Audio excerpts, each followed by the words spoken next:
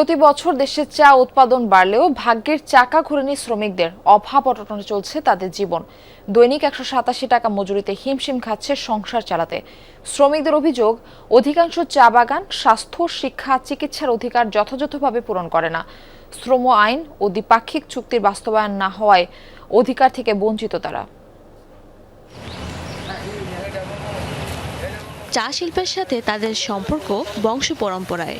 যে শ্রমিকদের শ্রমে ঘামে এগিয়ে যাচ্ছে চা শিল্প, সেই শ্রমিকরা এখনো বাধা দারিদ্র্যের দুষ্ট চক্রে।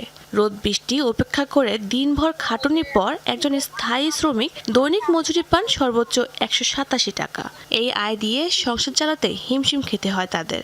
সংসারে চলে যায়, আমরা ডাক্তার দেখাবো আমাদের টাকা নাই, আমরা বাজারে যে একটা সবজি মাছ খাবো আমাদের টাকা নাই, আমরা কোথা থেকে খাবো?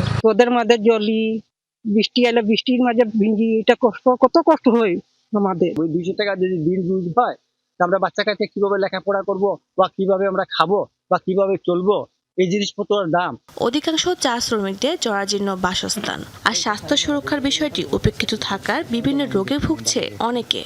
বৃষ্টি আসলে তো আমরা থাকার মতো জায়গা নাই, বাসা নাই, বাসা থাকলে না বাসার মধ্যে থাকবো, ওই চারাগুড়িতে আমরা হামাইয়া বইয়া থাকি। আমরা যে 4-5 জন পুষ্যকে নিয়ে কোন রকম যে পেট চালাতে পারবো, সেই মানসম্মত মজুরি আমাদেরকে কেউ নিশ্চিত করতে পারে নাই। চা বাগানের চিকিৎসার মান একেবারে নিম্নমানের, এখানে কোনো পূর্ণাঙ্গ হাসপাতাল নাই। শ্রম আইন অনুযায়ী মৌলিক অধিকার সুরক্ষার পাশাপাশি ভূমি অধিকার, চিকিৎসা ব্যবস্থার উন্নয়ন, পানীয় জলের ব্যবস্থা, চাকরি ও শিক্ষা কোটা সংরক্ষণ, কল্যাণ ফান্ড চালুর দাবি শ্রমিকদের। মৌলিক অধিকার থেকে বঞ্চিত, যেমন বসত ভিটা, এই 150-200 বছর ধরে আছে, কিন্তু তাদের কোনো ভিটার মাটি নেই শ্রমিকদের। তবে বাগান কর্তৃপক্ষের দাবি, চায়ের দাম বৃদ্ধি না পাওয়ায় ক্ষতিগ্রস্ত মালিকরা। লোকসানে অনেক মালিক শ্রমিকদের বেতন দিতে হিমশিম খাচ্ছেন। তারা বৃষ্টির মধ্যে, রোদের মধ্যে তারা সমস্ত দিন খেটে খেটে কাজ করে। শ্রম আইনে চা শ্রমিকদের যেসব সুযোগ সুবিধা রয়েছে তা বাস্তবায়নের জন্য কাজ করছে শ্রম অধিদপ্তর।